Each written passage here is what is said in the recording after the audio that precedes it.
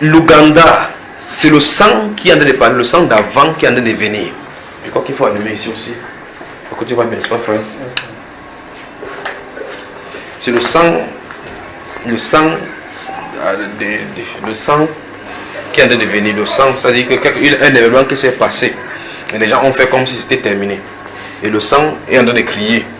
Et ça veut dire les mêmes démons suscitent encore quelqu'un qui commence à se lever comme ça, soulever la foule, et puis on va aller dans une autre tempête. Que Dieu en préserve.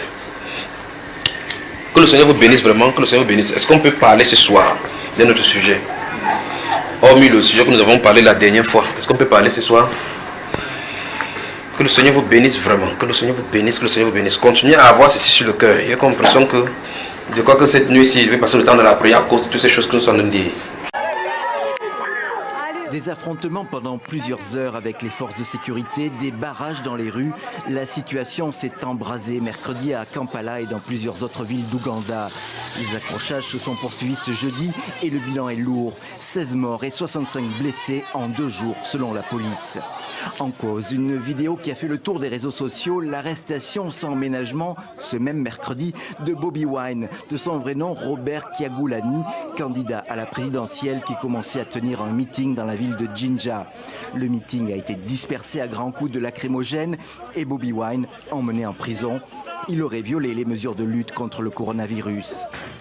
Ce n'est pas la première fois que le chanteur devenu opposant farouche au président Museveni est arrêté ou assigné à résidence. Il semble être devenu la bête noire du régime, surtout depuis qu'il essaye d'unifier l'opposition et semble aussi avoir un grand succès auprès de la jeunesse. En juin dernier, il s'affichait ainsi aux côtés de Kizza Besigye, un vétéran de l'opposition à Museveni.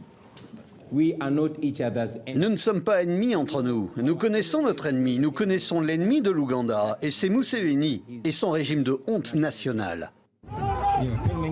Mais il ne fait pas bon être l'ennemi du président Museveni. Pas plus tard que le 3 novembre dernier, alors que Bobi Wine venait de s'inscrire comme candidat à la présidentielle, qui est prévue le 14 janvier, il était attaqué dans sa voiture par la police. Yoweri Museveni, 76 ans, est au pouvoir depuis 1986, mais pour le moment n'entend pas laisser le poste de président à quiconque. Il se présente à nouveau et poursuit sa campagne à travers le pays.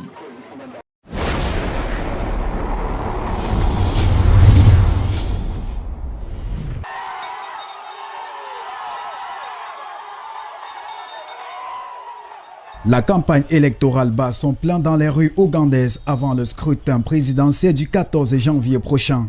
La star de la chanson, Bobi Wine, âgé de 38 ans, sera le principal adversaire du président sortant, Museveni, 66 ans au pouvoir depuis 1986. Depuis l'arrestation de Bobi Wine au soir du jeudi à Kampala, la situation reste tendue dans les banlieues ougandaises. Des pro-Wine sont fortement déployés dans les rues mais dispersés par des gaz lacrymogènes.